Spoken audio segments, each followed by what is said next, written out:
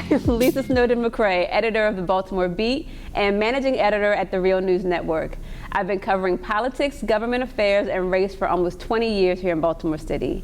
I am so excited to be shooting from the historic Reginald F. Museum in Baltimore for a special episode of Charm TV, The Art of Activism, a youth-led panel discussion to commemorate Dr. Martin Luther King's life and legacy. Okay, let's get started. I think that we can all agree that the year 2020 proved to be epic in more ways than one.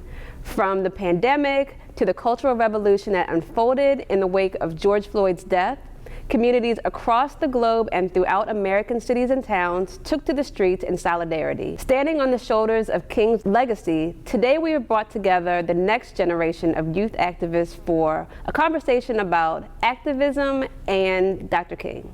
So let's get started by introducing who we have. So we have Destini Philpot. So Destini's a 20-year-old writer and spoken word artist. They are the co-founder of Baltimore's chapter of Good Kids Mad City, a Baltimore to Chicago organization focused on shifting the narrative around gun violence. They also serve as youth ambassador for the Baltimore ceasefire movement. Hi, Destini. Hey. Tia Thomas is a freshman at Towson University and an alumni of the Baltimore School for the Arts. She serves as keynote speaker for Wide Angle Youth Media, and Tia is an aspiring actress and filmmaker who created a series of short film documentaries to encourage young people to vote in this past election. Hi, Tia. Destinae Butler is currently a senior at Baltimore's all-girls school, Western High School. Destinae is also Baltimore's 2020 Youth Poet Laureate. Thanks for being here, Destinae. Thank you. And last but definitely not least, we have Lennae Davis. Lennae is a 17-year-old high school senior. She attends Bard High School Early College and does lots of important work around education here in the city. Hi. Okay, so I'm so excited to have you guys here. I think it's especially important because when we're talking about the legacy of Dr. King, he did important work. John Lewis did important work, but I think that one of the things that I've learned in the work of the other people around them is that people that looked like us, people who identified as female, and people who were, non-binary, they were excluded from the camera. So they did work too, but behind the scenes. So I really think it's important to kind of focus this discussion on people that are not male. So framing it in that way, I kind of want to start, and I'll start with you, Destini. What brought you to the work that you do, and kind of like, what are some of the challenges or obstacles that you've had to overcome? So first of all, thank you. So I started my work in 2014, so leaving middle school, noticing the educational disparities that we experienced in Baltimore, and moving to 2015 during the Baltimore uprising, when me and an organization that I was a part of at the time, City Block, we basically, as I'm doing now, we took to the streets, right? To, protest the injustice, to draft this policy and legislation around, police brutality and what it means to create change. So since then, I've centered my work around that, around violence that happens in the city, but also the intersections that come with that. As a survivor of gun violence, as someone who's lost 30 friends to gun violence in my 20 years of life, it was important to note that, this isn't just something that is happening. It is a result of centuries of systemic oppression and institutionalized racism that has brought us to these exact moments. So in 2018, when the Parkland shooting happened, there was no way that we could sit idly by and do nothing. And it wasn't because, this incident happened. We were there in solidarity with what happened in Parkland, but we refused to be ignored any longer. So we created Good Kids Mad City to tell that narrative, to shift the narrative that we weren't just bad street kids, right? We were youth who were at danger because of a system that was built against us. Mm-hmm. And when violence happens, we can't just look at violence, we have to look at, the intersections. So poverty, homelessness, heteronormative patriarchy, capitalism, all these different institutions that have been put in place. So yeah, I started that work in 2018. Then I began my work around healing and trauma and what that looked like and what it meant to be trauma informed in a city where people are numb. And that led me to ceasefire, and that led me to my own healing work. It led me to, identifying what self-care was, but it also led me to understand what it meant to heal as a city and as a group of people. So since then, I've been doing continuous work around, healing. I worked with Zeke Cohen and Healing City Baltimore on the Elijah Cummings Healing City Care Act bill. I've been a part of, other policies and legislations such as like HR 8, which is, universal background checks. But, doing that from the standpoint of a Black person who knows what it means to be demonized and criminalized. So as to not, do that when we talk about creating these laws to end the violence that we see in cities like Baltimore and Chicago. All right, thank you so much. Thank you. I want to pose this question to you, Destinae. Talk a little bit about the work that you do and why you do it. I know you were the 2020 Baltimore City Youth Poet Laureate, which is a big deal in general, but it's especially a big deal in Baltimore that has kind of such a big literary history. Can you talk about the poem that won you that honor? Yeah, so I had written a new piece that I don't even perform, but I was just like, I could turn this in. I think this is good enough. And then an old piece that I performed last year for the competition. Basically, they played my queer piece, gay piece, I don't really know what to call it, but they played that first, which I never slammed with it before.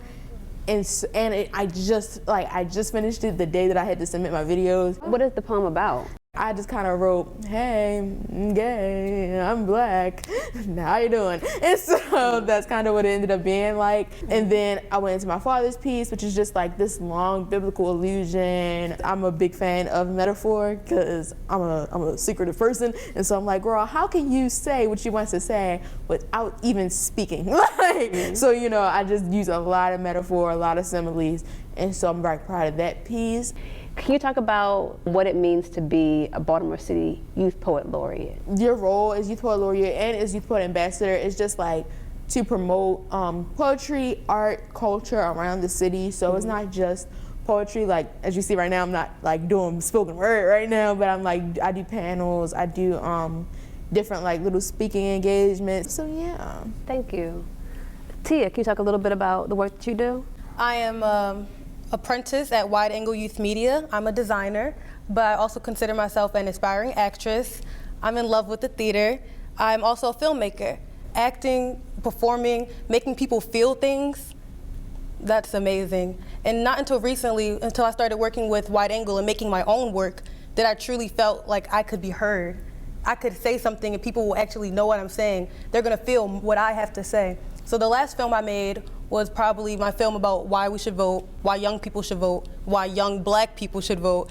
And it was amazing. I never thought I would be a film person, somebody behind the camera. I feel like I'm heard that way too. But having my message out there is really amazing.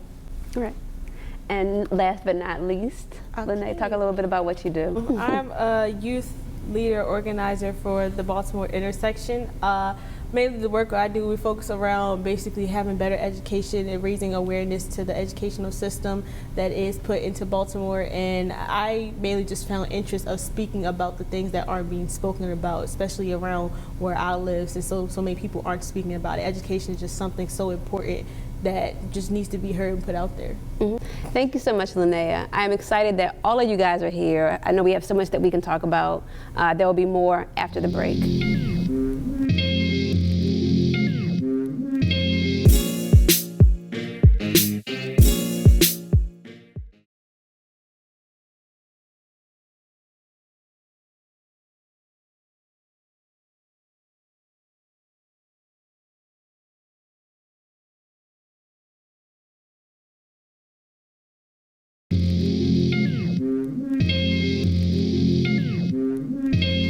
Destinae, I really want to talk about, I think it's really important that one of the poems that kind of got you to where you needed to be as far as winning the role of Baltimore Poet Laureate was about exploring queerness. Where do you see the movement to make a freer world for Black people, and where trans people and gay people and bi people, where do they fit into that movement? I was talking to this with my cousin the other day, and he's older, and he was saying how older generations were, like you were saying, focused on,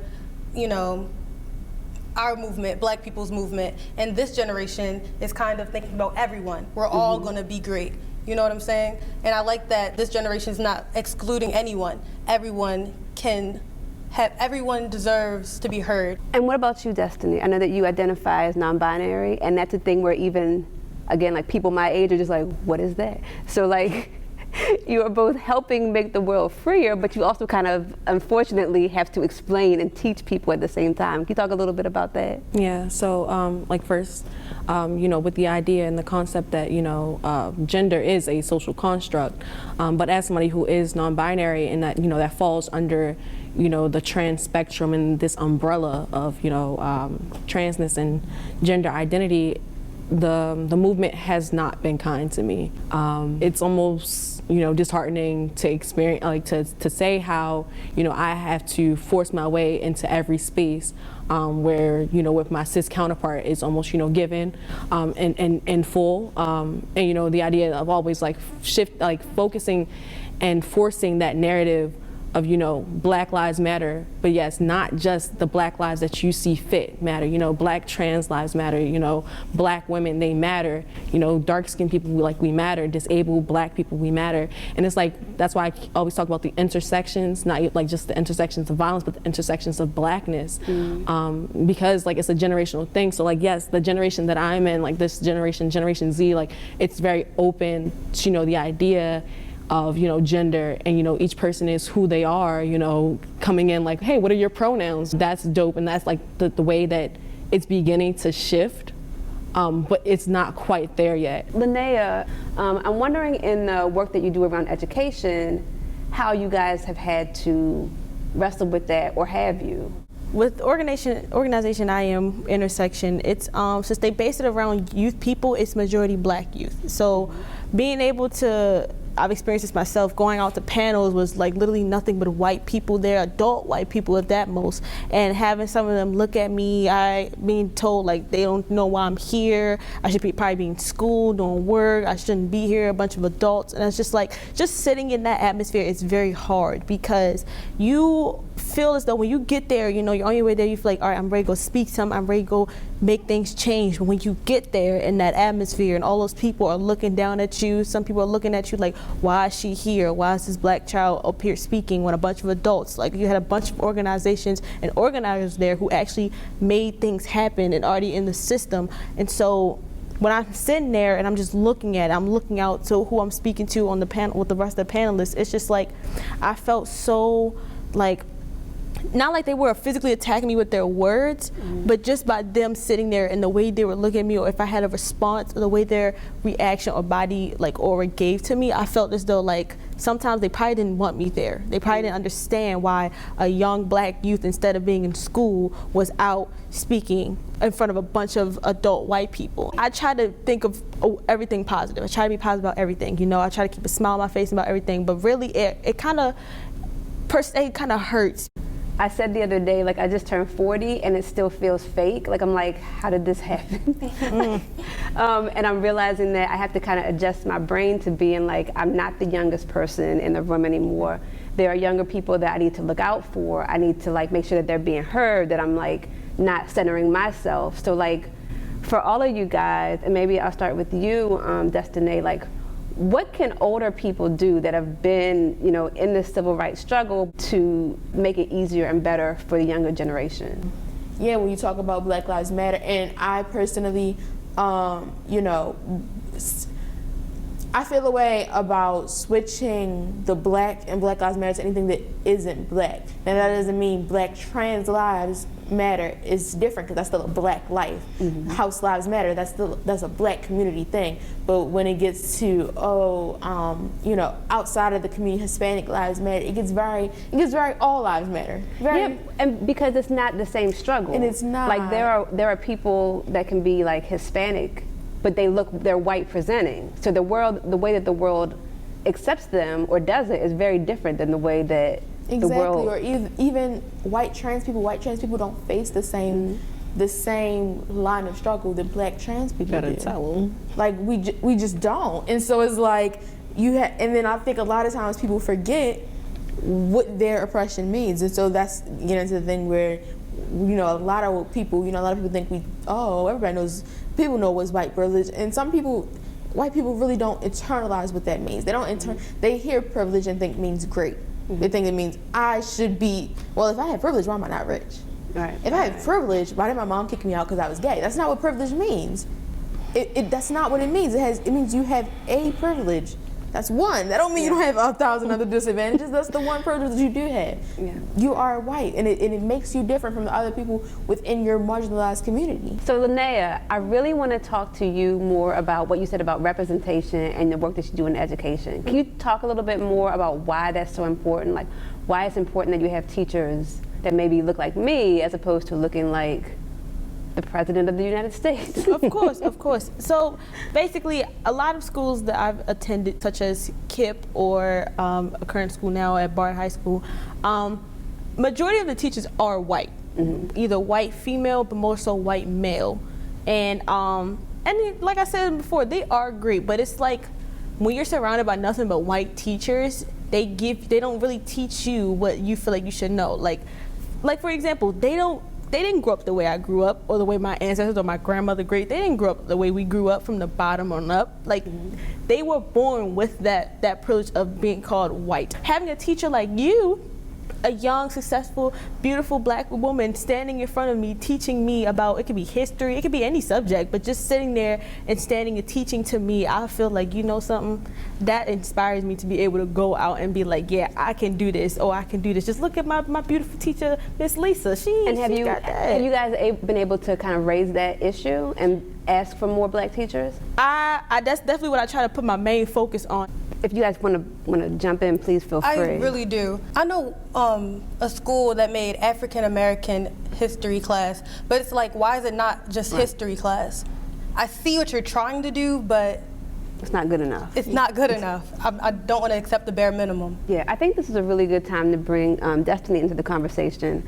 I really want to talk about, with you doing the work that you do with Good Kids Mad City, I feel like we're drifting towards a conversation about like respectability or not, or value or not. And Good Kids Mad City feels very different to me than like maybe the NAACP. Like, the NAACP is a markedly older organization than yours. Can you talk a little bit about like the way that those things are different, and the way that maybe you guys handle some things when it comes to like the way that black lives are valued or not, versus like maybe older institutions? So first, yeah, to even like jump off of what Destinae said about, you know, the black body and the school system, we have to look at about like how like the institution of schooling was set up, right? Our schools are literally built to look like prisons. So we get into, you know, the school to prison pipeline, and, you know, these ideas that, you know, there's no value. So like when we talk about, you know, white teachers teaching history, you know, there's no humanity in the way that they teach it.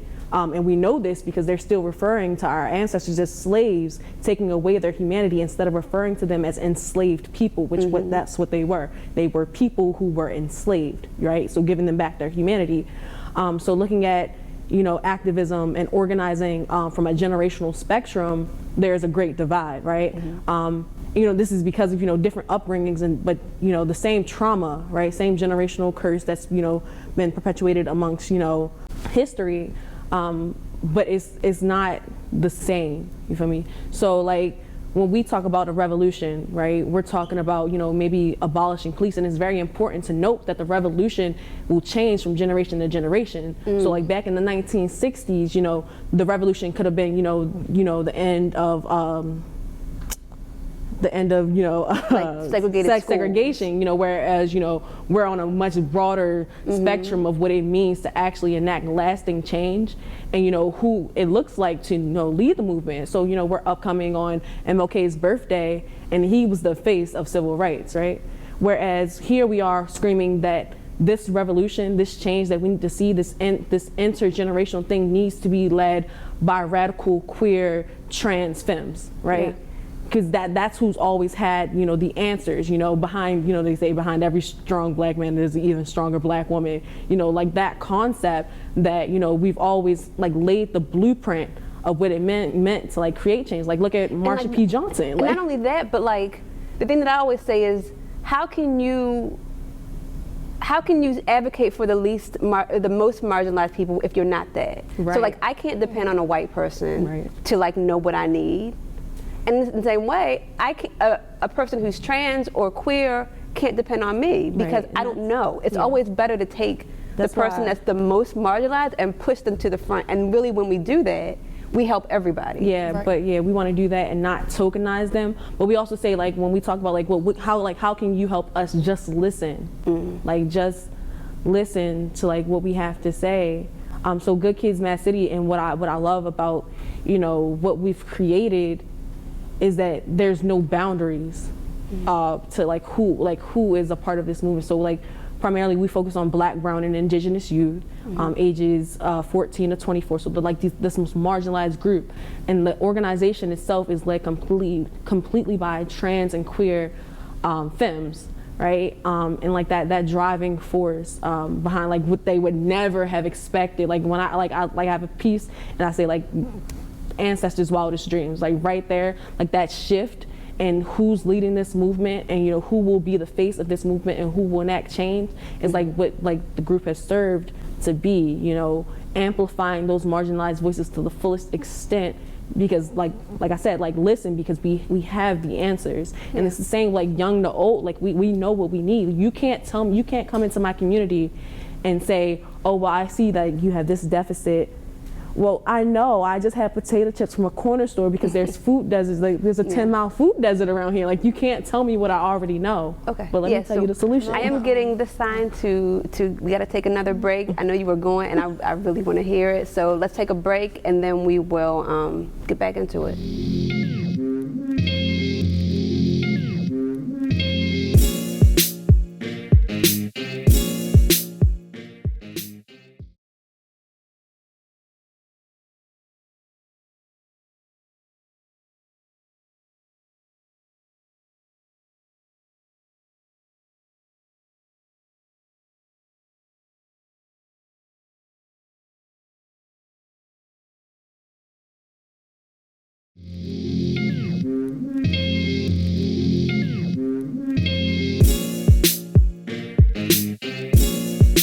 Okay, Destinae, I really want to hear your remarks in response to what Destiny just said.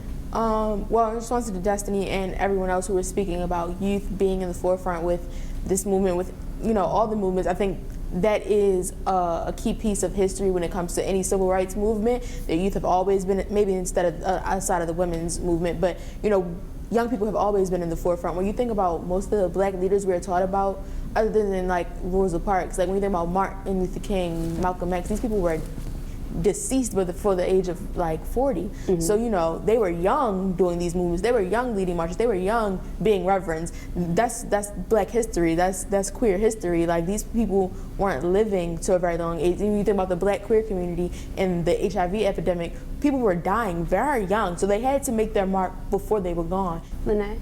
I just to bounce off what Destiny said.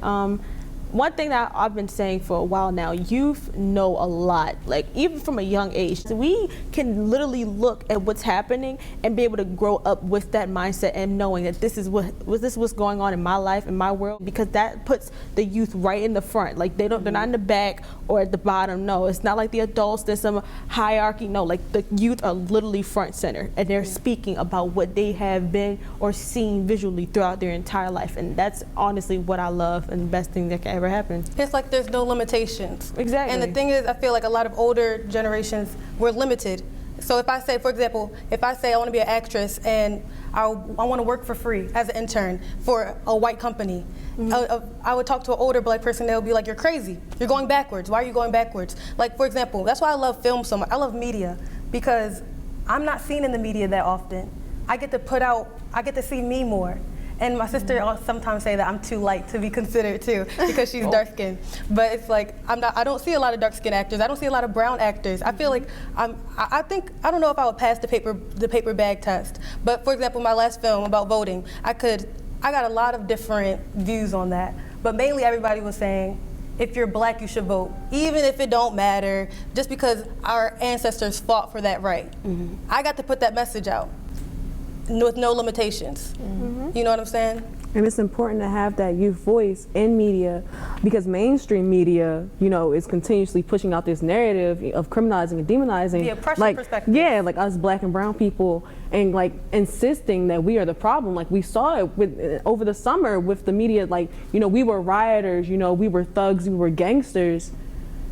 And those are protesters, you know, from yesterday when we're not calling them what they are. They're terrorists. And just as a note, real quick, I'll say for our audience. So this is going to air for Martin Luther King's birthday, but as we're taping this is the day after angry white Trump supporters overtook our nation's capital and were gently escorted out by police. I just want to put it in there. And white media and whiteness will always infantilize and adultify blackness. Ooh. We don't have no stories where we're just people. We're just living. There's no black stories.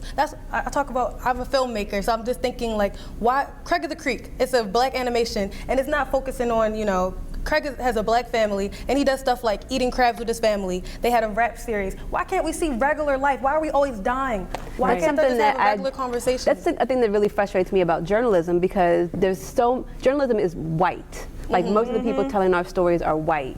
And what these white people do, because they want to feel good about themselves, is like they will love to go to Sandtown and write a super sad story about some sad person but like they don't ever tell them just like this is a regular person that's being extraordinary because their story, like that's the thing that like we're not just oppressed, we're people. It's either these thugs dying in the streets, so sad, crack epidemic, or the Huxtables where you have to be exceptional, you have to go to Stanford, you have to be you know, at all times, and it's like, well, that's not real. Cause who is? Like I can't tell you how many times they ask me about The Wire. Like they thrive and feed off of black death and black misery and black trauma in general. Like either you're miserable or you're exceptional, and if you're not, then you don't exist. Like or look you at the media that's like been pumped into our heads, like the movies that we watch, like Paid in Full, Belly, Juice, like all these different movies where, you know, black death is just like the mainstream thing. And why is it so normalized for us to have to watch ourselves die? Right. Can we fall in love? Can we have a love story? Why is it the first thing they bring up? Why is it so normal for us to watch us die and we're just supposed to be like, yeah. That's all we are. But also another thing, because I respect black creators and black filmmakers, and I think that a lot of times, I mean, you know, I love Juice. I love Boys in the Hood. But it's a thing where, you know, I think at some point maybe a lot of creators would think, hey, this might, you know, shed some light, you know, outside of, you know, just being relatable. You know, you watch Crooklyn and you're like, oh, that's like my cousin. Outside of that, for the black community, it was, all right, well, if this is in movie theaters, then white people are gonna see it and they're gonna understand. But they don't understand. Yeah. They see, you see, I was right. These people are savages. They don't see she's having fun. She played basketball. She's sad about her mother, but you know she still got to move on with life, because everybody got to move on with life. That's what life is. And a part of it is generational, like we talked about. White media wanted to see, like they wanted black artists to put out those stories, and so like that's what became, you know, like that normalization of, you know, black death. So it's kind of like you said, like we love those movies. Exactly. Right? That's why like I love movies about the hood. So it's like when Cosby comes in and he makes all this stuff about black, you know, which yes, we do need to see positive. But we deserve the range. That's what I'm saying. I want to see a black voice succeed. We deserve the range. So it's good to see exceptionality, but it's also like, if you're closer to the whiteness, then that's all the white people want to see, because they say, see, look at the good blacks. So we're gonna end on that note, and we're gonna take a break, and then we'll come back and talk some more.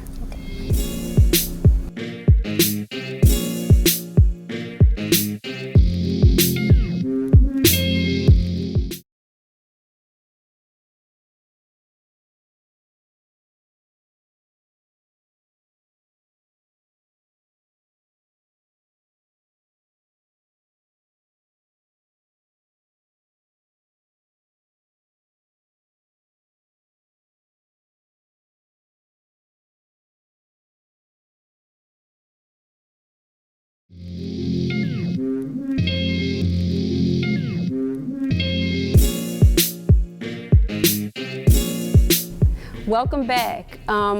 So as of the taping, we are 24 hours out from a lot of Trump supporters swarming on our nation's capital and deciding that they could overturn the results of the 2020 presidential election. There's so much to unpack about this, from race to what this society allows and doesn't allow, but I just want to let y'all run with it. I want to start with you, Lennae.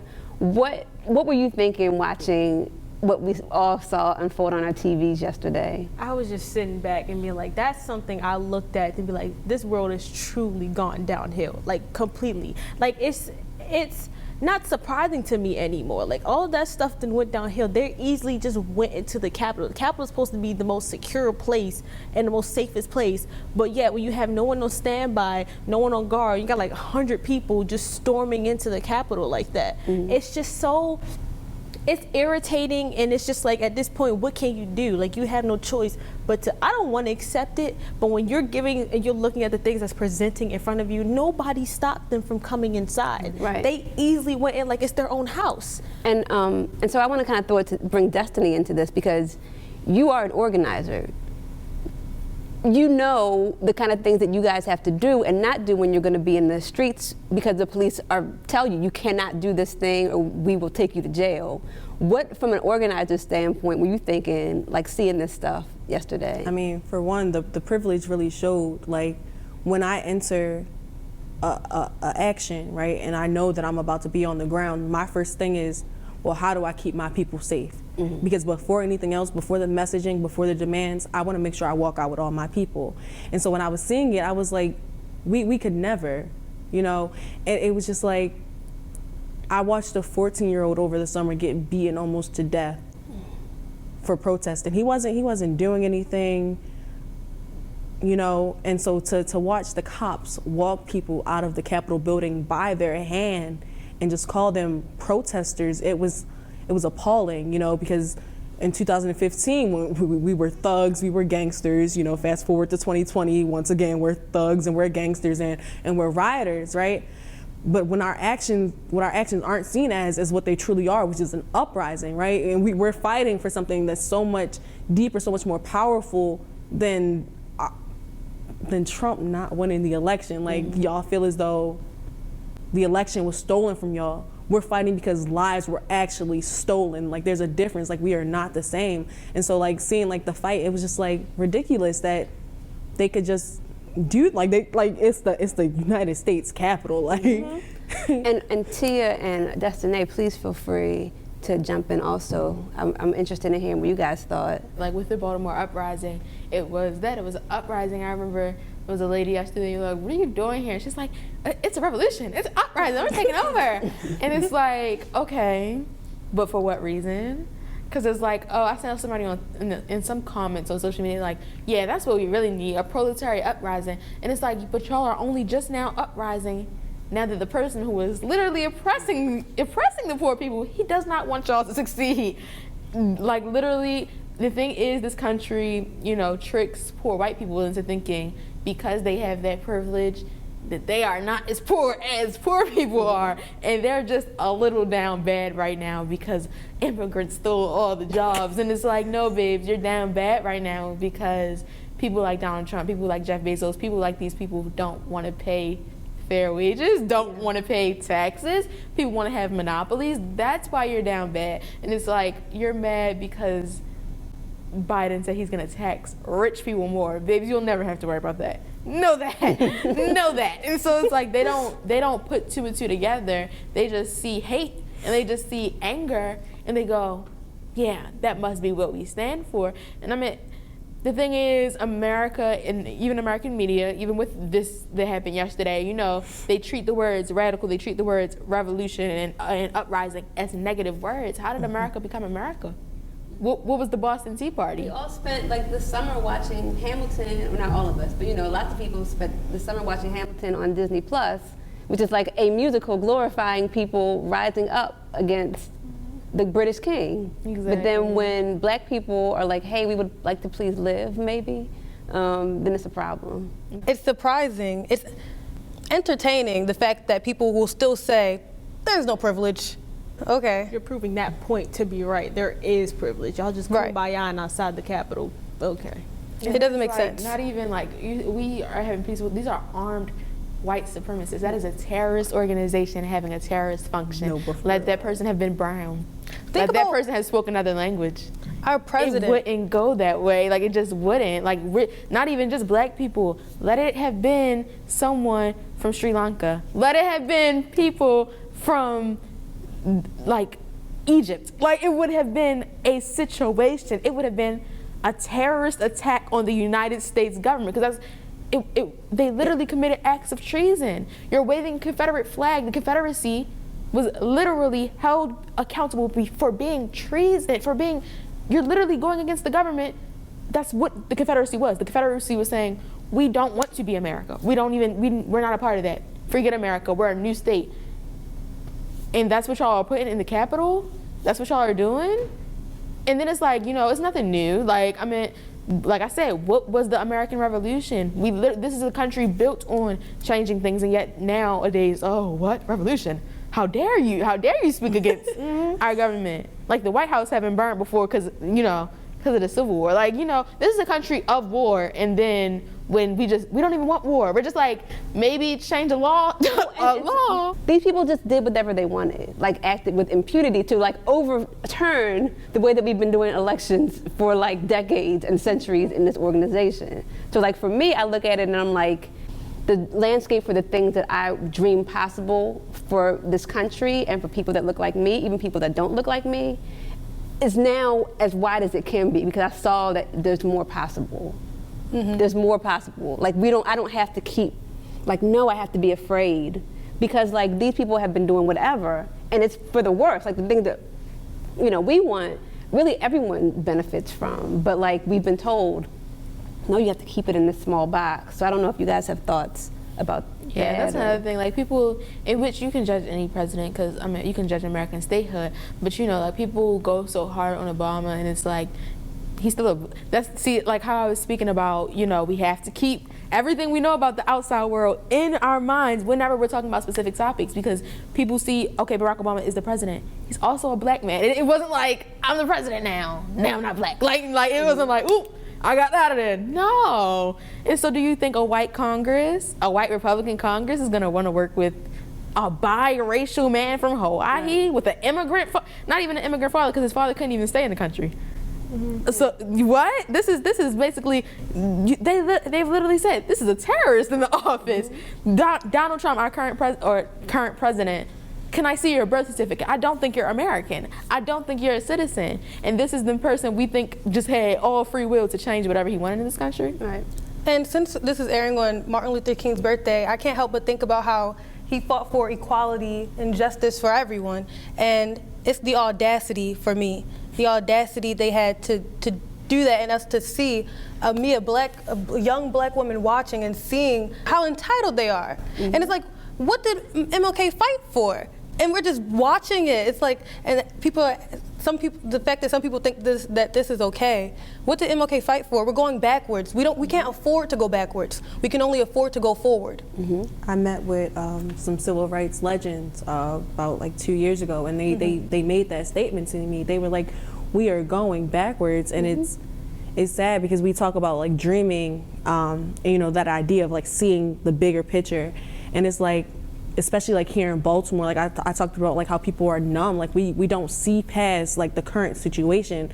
So like we're wide, and I'm like, abolish the police, but I'm also like suffering from like depression, because like the circumstances of life that have been put in place, and it's like it all like plays hand in hand. Like we talk about a revolution, and like that revolution, like it is not gonna happen overnight. You feel me? Like we have to like dismantle centuries of like displacement, of murder, of genocide. Like when we talk about even just like creating change, like what will change even look like? Like it's so hard for us as like black youth to imagine like a life where we aren't like the most hated people in the world, not the country. Let's just take a pause, and we'll be back, and we'll be able to talk some more.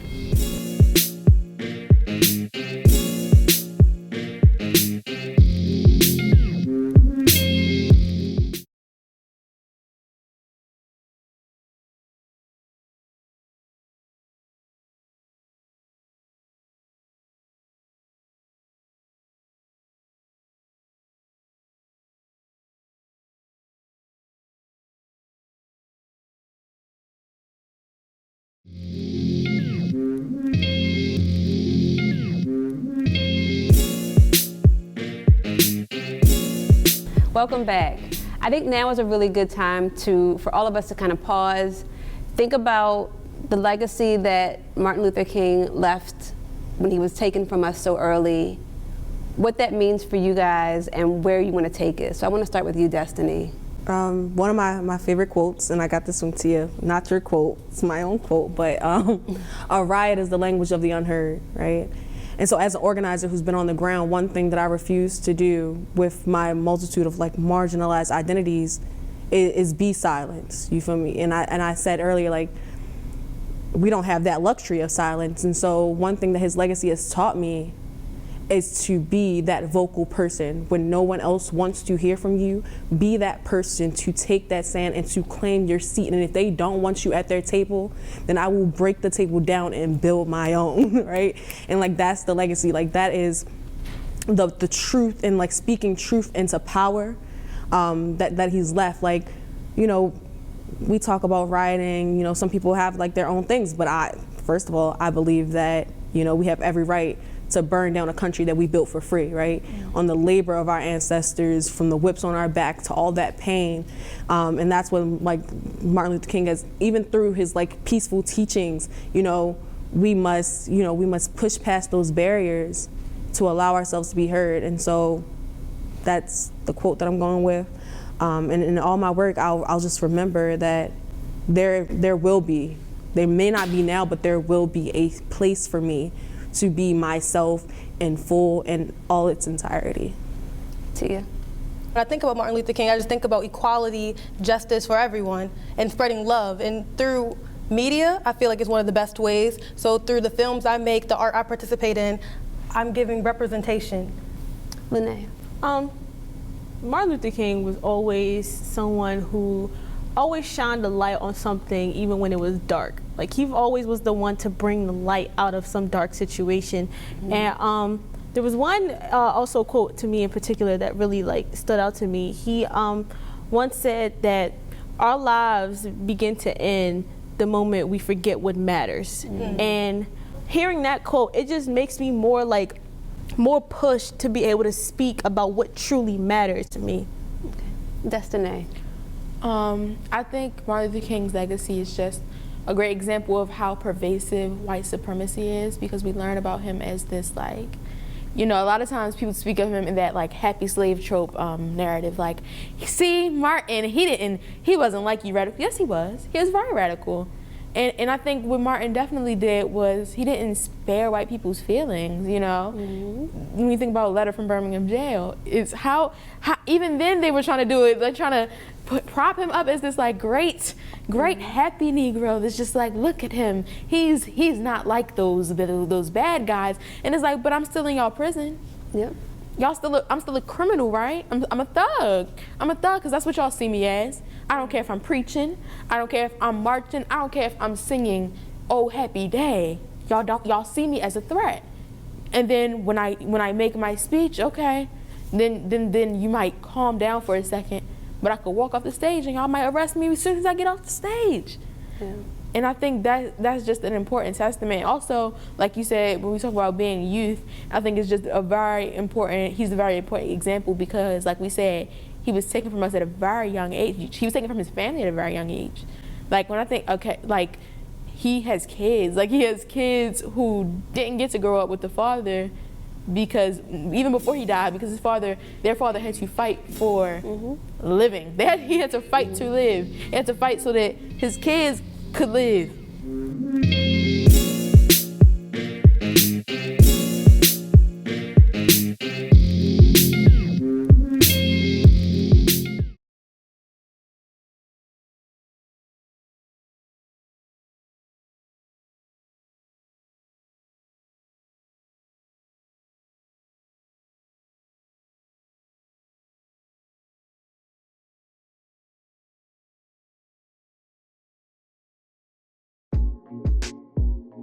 I hope that you guys at home had as much fun watching this conversation as I had moderating it.